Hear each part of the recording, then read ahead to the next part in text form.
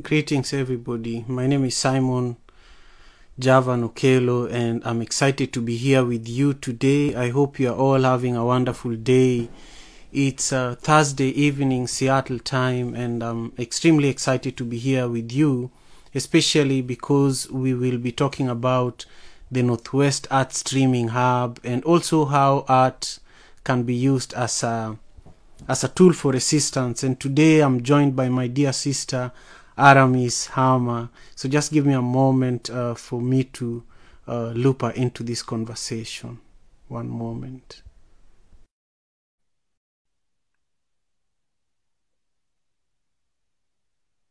Hello. Hi, how are you?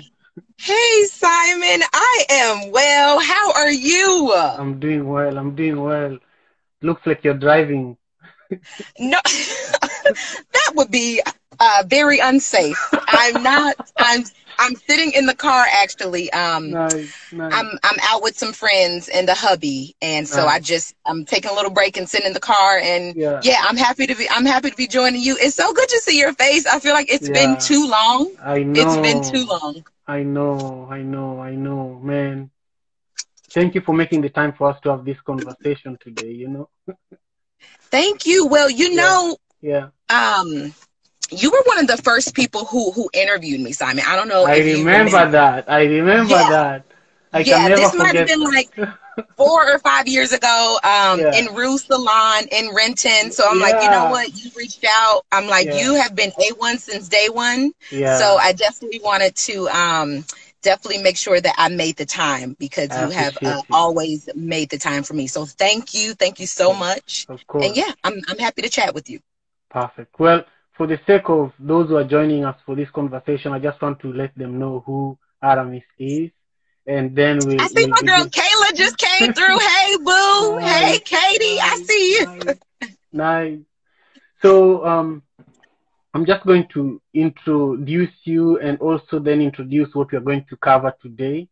Then we'll just chat, and then I'll go over what we will have talked about. So today we are going to have a conversation with my dear friend who is an artist and leader, and someone who is really living the dream according to me.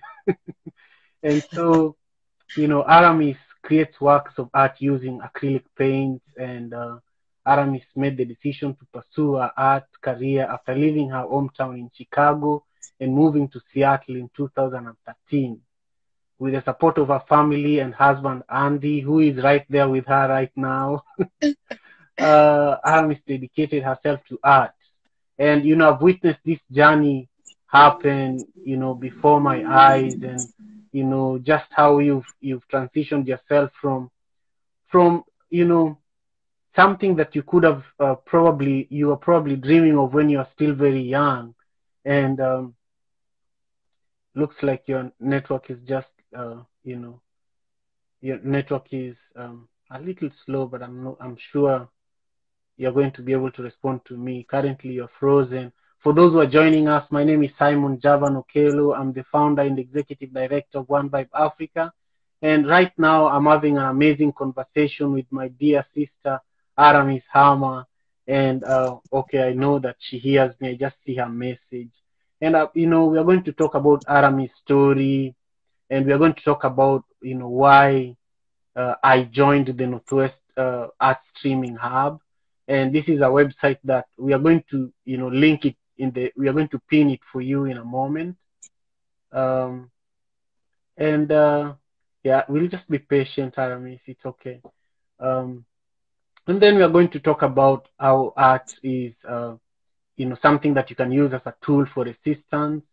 And then, we'll wind up by Aramis letting us know how you can all, stay in touch with her and connect with her, so that we can all support the work that she's doing. So at the moment, I just want you, my dear, if you can hear me. Oh, there you are. Yes, I can hear you. I was trying to see if I can hop on somebody's Wi-Fi out here, but yeah, I was still hearing you. Perfect. Now, a lot of people are always curious. I know that in 2013 is when you got to Seattle, and I really saw you, blossoming as a creative, as an artist. But I wanted you to take us back to, your childhood, like when you were an artist as a child, because, I'm a father of 3 girls and I see how crazy they are about art. For example, yesterday they were watching a movie and I told them, I want you to draw one thing you remember from the movie and add colors to it. And then they came up with the animals they saw in the movie. And then at lunchtime yesterday, look, this is how hard I had to prepare for this conversation today. I was experimenting. So at lunchtime I told them, can you draw what you ate for lunch? And they added so many colors, and I was like, I have to ask Aramis when she was an artist as a child. Yes, I think that's an awesome question, Simon. Yeah, I definitely just wanted to say, hey, I see Martha had came through. I also see that my friend Jeanette came through. So I'm so happy that they're there and taking the time to watch us today. Yeah, I've always been creating ever since I was young. So for me, it was actually family photos. So I would, my mom loved photos. She was always taking pictures. So our house was just surrounded in so many photos. So I remember just trying to sketch and draw my relatives. So I would draw my baby pictures. I would draw my mom's pictures. Actually, quite a few of my family members still have these photos that I drew of them back in the day in their frame. They're hanging in their home. So yeah, family has been supportive, A1 since day one. Shout out to all the family in Chi-Town who always been holding me down. But as a kid, I was always just drawing and sketching. I feel like I didn't really start exploring painting until I was in high school. So in high school, my sophomore year was when I first started exploring acrylic paints. So that's when I started kind of diving more into color and really stepping out of just like marker or color pencil. I started to dive into the realm of acrylic paints. And when I actually first started painting, I did not like it at all. It was extremely difficult. It was extremely hard. I couldn't blend. Actually, I remember I was trying to paint one of my school friends, Black brother, beautiful melanated skin, similar to us, and I just could not mix the color palette. Like I couldn't get the right brown that I felt like resonated to really let his personality show. So I ditched that painting and painted him blue.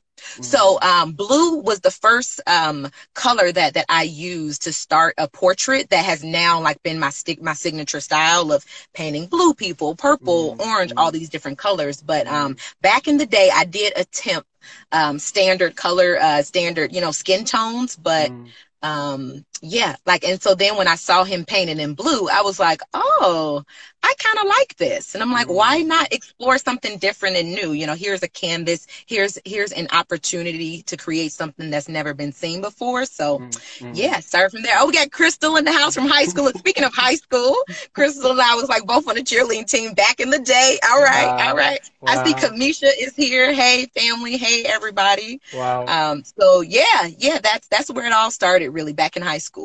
Wow. Thank you all for joining us. It's really, to see all the beautiful people that support you from childhood that are here with us. 2013, you came to Seattle, and this is a new place for you, similar to how I moved to Seattle in 2010. I had to have dinners at people's houses and show them videos of the work I was doing with One Vibe in Kenya and build community to where One Vibe is today, And I kind of saw you do that, but I also saw your art speaking for you. For example, when we were at Rue's Salon in Renton, before you came, when we were doing that very first interview, I was looking at your art and they were all like speaking directly to me. And so in my mind, now that we are talking of the very first interview we did, I was, thinking to myself, like, what do your artwork tell people while you're absent from those locations? That's a really good question. I feel like art just has so much power to resonate with people on an individual level. So I feel like it's my responsibility to create authentically and just what naturally flows from me. And however the person interprets it, it's really just their own subjective perspective of what's going on in their life, how they see my artwork. what past experiences that they had with maybe similar subject matter, you know. So I think it's definitely unique for each individual. But like what I would hope for people to see, and like what I would hope for it to say is truly power, liberation, strength, Black girl magic, liberation, love, light, and like all the things, you know. And for me, like whenever I create, I feel so powerful, and I feel so strong. I truly feel omnipotent. Like I'm able to create all of this color from just a white blank surface, and now something new and different has now been birthed that was never there before. It feels so empowering. It feels super empowering. So I hope that people feel that when they see that. I really hope that Black women see themselves when they experience my work. I hope that they can connect with the beauty that I'm trying to share with them, and so that they know that they're beautiful, we're powerful, we're strong, and we don't need anybody else to try to say it for us. So as a Black woman, I'm gonna be like, I'm gonna say it for us. I'm gonna make sure that that my little brown girl self, when I was 5, that you know, these are the images that I wish that I saw. And yeah, so it always makes me so happy whenever people tell me things like that, Simon. So thank you. I really hope that people hear something or feel something when they see my work, you know. Right. So your work, again, it does not stop speaking. It speaks to you, whether it's the coronavirus pandemic, whether we are, no matter the season, art always looks at you, and it almost says a different thing at a different season to you. But right now, I wanted to take you back to when this coronavirus pandemic happened, and when we were all, told that we are all going to be at home for like a month at the beginning. A lot of art leaders, like Vivian Phillips, myself, a number of people who came together to create, NASH, the Northwest Art Streaming Hub, which is, how we are having our conversation today. When they were pushing me to reach out to you and have this conversation, they were looking up at you, and these are like people I look up to, and I just wanted you to know that, NASH has brought people together in a very magical way, but the way that people look up to someone like you right now has elevated artists to another level that I've always wanted, Oh, thank you. Thank you. So that means a lot. It really does. Thank you. Yeah. So, for me, I joined the Northwest Art Streaming Hub's advisory board member because I felt like artists need to have a platform that aggregates their content, and artists who cannot have a venue to perform, they could have NASH helping them stream their content. And so, there's a lot of advisory board members from NASH who are also tuned in, like Alex from the Music Commission. I don't see NASH following this conversation, but I just wanted to ensure that I mentioned that they've made it possible for us to have this conversation today. And if there's any artist who is, listening to us, they should check out northwestartstreaminghub.org. And if you don't have a profile there, it's really been good for One Vibe as, with the content we are creating. They literally increase the views for our videos by getting it to more people in the Northwest, Nice. So that's huge. That's huge. That outreach. Right. And so a lot of artists are currently stuck in their houses, and we felt that this would be one of the platforms that helps people, power through this current pandemic, Have you had a chance to check it out yourself? I haven't. But when you were talking about like during the earlier part of the pandemic, and when people got the information about they had to stay home or just limit exposure, I was just blown away by the amount of creative digital innovation that took place, that where people were viewing content on such a scale that completely like outnumbered in-person venues, you know. So I feel like Swiss Beats is doing verses, like these online battles between different artists. And I think like when he did the one of like Erykah Badu and Jill Scott, or probably the one before that, it damn near like broke the internet. Like, so it's so, I feel like this digital space is making so much more stuff accessible for people. One, it's free. It's super easy for somebody like to just be here logging in. I saw Kelly was just here. Hey Kelly, shout out to you. Thank you for joining us today. So I feel like it's super easy for folks to just hop on their phone. If they aren't able to buy tickets to an event, or if somebody's not able to visit an artist studio in person, or if somebody has like physical limitations where they aren't able to drive to a space, for example, like it literally has just knocked down so many barriers to entry, and has like just really brought so much more art to people who didn't have that opportunity before.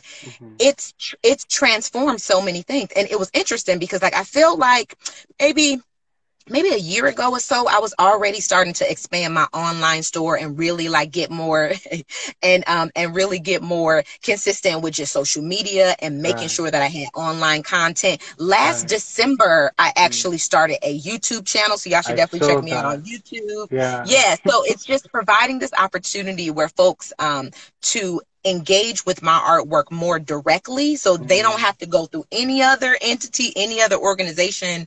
If you want to know what I'm up to, you got my Instagram, you have my Patreon, you have my YouTube. There's just so much that's now available. And I feel like people, of course, like people who are like heavy in the social media space or heavy in just like online entrepreneurship, this is common knowledge, you know. But some people who felt like, oh, I don't really know how to do that, or you know, I feel like now it's really made it clear that online resources are important. It's here, and it's even more important for the artist, and it just provides so many more opportunities to get your artwork out there. So I feel like COVID may have caused like a for real mental shift for folks, where it's like, let me try something new, and there could be a whole lot of positivity in it, you know. Right, totally. Now let's talk about Black Lives Matter. All of us know that the black body is not valued or respected here in America, but also by extension many parts of the world. And art has been a huge part of resistance. For example, in 2007 in Kenya, there was elections that were disputed. Imagine Trump and Hillary, during the previous election, and Hillary's people said, no, we didn't lose. Let's fight, And so everybody who supported Trump got kicked out in all the regions where Hillary's people were. Wow. That's how it was in Kenya. And so if you supported the opposition and you lived where the incumbents people lived, you'd be kicked out, your houses would be burned down to the ground. So it was chaotic. But there was an artist who had his graffiti gun, and he walked from neighborhood to neighborhood, and he was just writing, peace messages, peace by any means, peace. So he ended up becoming a celebrity during this chaos, because the media, international media that were covering this chaos, saw that sign in every horrible corner that they went to. So they started looking for the artist who did that, So when I saw you involved with the Black Lives Matter sign at CHOP, in Capitol Hill, I was just moved, And, at least I could say that one of my friends did that, Yeah. So just give us an idea of how you all came together and pulled that off, and also what it meant to you to do that in relation to art being a tool for resistance. Yeah. So for me, Simon, just like probably like a lot of artists, painting is my tool. And I've probably been crying every day for maybe a month now. It's just it's been a lot emotionally. I think a lot of people are hurt. For me personally, I'm hurt. I'm tired. I'm still young though, you know, like the people who I think about Angela Davis. I think about Dr. Cornel West, who have been in this journey for so many decades. And it's like, okay, if they still showing up, I'm gonna show up as much as I can. That's within my capacity. And for me, what's in my capacity is creation and art. So the organizer of the Black Lives Matter mural is Takia Ward. She was also collaborating with Joe Nix and Jaffe Witt. So these were the three people who pretty much brought us together for this mural. And so Takia Ward is a phenomenal artist that's out here in Seattle native, born and raised, has been doing this from the very beginning. So I pretty much got a text message from her. She's like, come on out here, we're doing it. I was so grateful to be a part of this, because during the time I was feeling like a lot of folks probably, which is helpless, which is powerless, which is pissed. You know, I feel like it's hard to be a Black person in America right now and just not be seething with anger. At the same time, I realized that being angry for so long can be toxic for my mental, for my spiritual, for my everything. So I was trying to figure out how do I release? How do I let go? How do I experience this and also let it pass through me? And my art has always been a method for me to heal and to like transmit my emotions into a more just brighter light. So of course, you probably know, just back in the day when I was living in Chicago, I was a nurse. And so in nursing, I was working in critical care and seeing a lot of people die, seeing just a lot of trauma. And I would just come home in my living room and paint. So that was always my method of trying to just bring all the confusion and have it funnel through a paintbrush. So I felt the same call for this mural. But I had no idea it would become what it has become. And I'm super grateful that the message is getting out there. And it's also been that like affirming power for me. Like art is powerful. Art can stimulate change. And art can bring hope. Like for me, I don't know what policies are going to come from this. I don't know how America or the world will look a year from now, 20 years from now. I have no idea, but I know the messages that I get from people on a daily basis about how my artwork inspires them, or how seeing that mural inspired them, or seeing my other purple goddess that was at KEXP, like seeing photos from people of like their little daughter posing in front of that piece, and now they feel beautiful because I painted this purple goddess who has a broad nose, who has full lips, and who is just stunningly beautiful.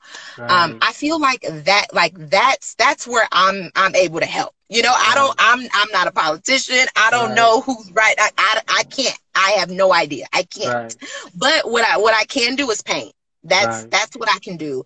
And for people to have seen that work across the world is insane. So we made prints available of the Black Lives Matter mural, and we were getting orders from Switzerland, from like literally from across the pond. People all over the world was seeing this, and I was just like, this is crazy. Thank you so much, the Black Packer. Okay, hopefully hiking. I love hiking and camping.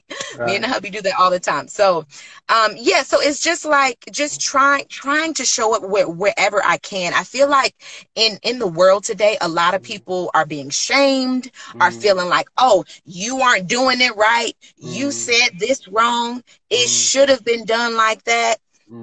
I don't know. All I know is that I know how to pick up a brush. I know how to create in this way that can hopefully inspire something. And that's truly what it's done. We did not get permission to paint that piece. And we didn't need permission. So now what's interesting is that a lot of organizations are now reaching out like, oh, how can we be a part of this? How can we show solidarity? How can we support? So I think that shows you right there, like as artists, we have power. We don't need an organization to help make change on our behalf.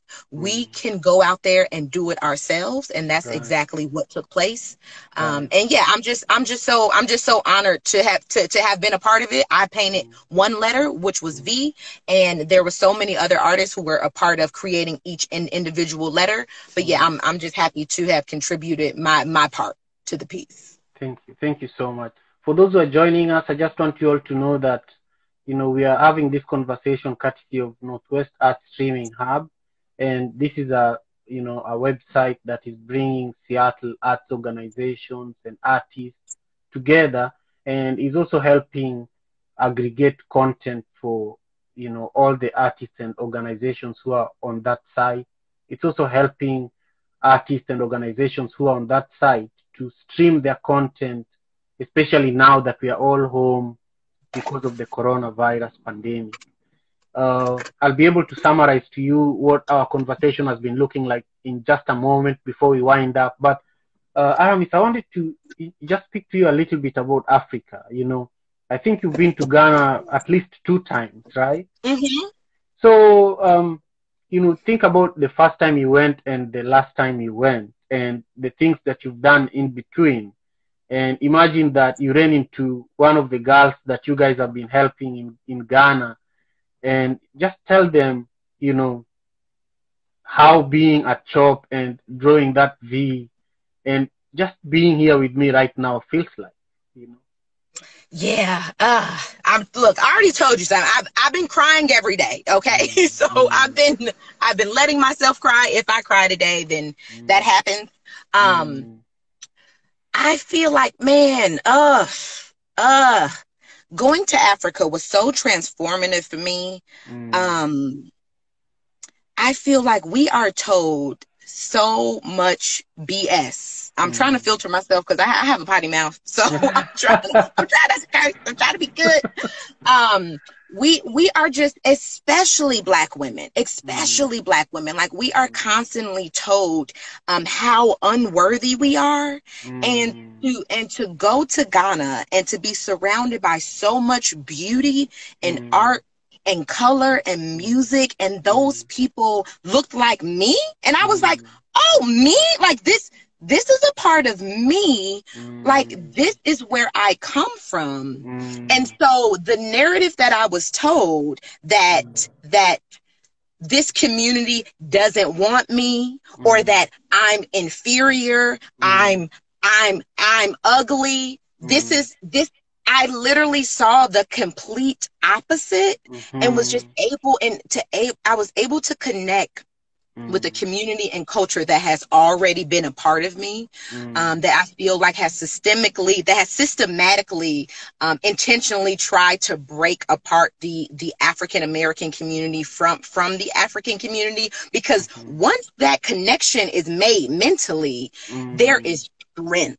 And I feel like I've been able to show up because I'm able to draw on the resilience and strength and power and fortitude of my ancestors that came before me. So I like, when people think about us in this COVID pandemic, on top of this civil unrest and this revolution that's taking place, I literally think about some of those slave dungeons that I visited when I went to Ghana. And I'm like, if my ancestors are able to endure this, I am more than enough.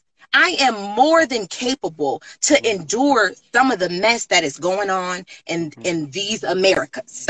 So I feel like I draw on that strength daily, and it truly motivates me to continue to create and to continue to help Black people, help Black women unlearn this inferiority complex that has just been a part of our story for so long that it does not have to be. And so I feel so strong, and like, oh my God, it just lights me up whenever I think about Ghana.